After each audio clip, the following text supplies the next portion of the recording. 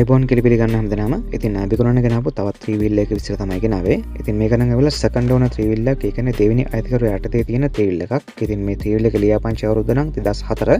ඉතින් අයිතිකරුන් අපිට කිව්වේ මේනකොට මේ 3 wheel එක ලක්ෂයට වඩා දුවලා තියෙනවා කියලා තමයි කිව්වේ.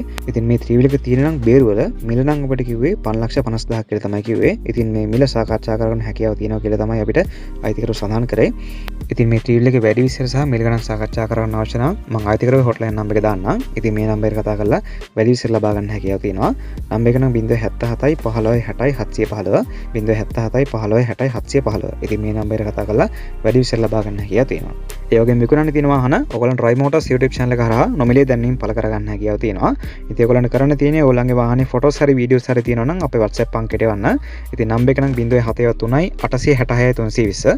ඉතින් මීට අමතරව අපිට වාහනේ විස්තර අවශ්‍ය වෙනවා. වාහනේ mileage එක, ලියාපදිංචි අවුරුද්ද, වාහනේ මිල, අයිතිකරුවන් ගණන් කීයද සහ වාහනේ තිබෙන ප්‍රදේශය.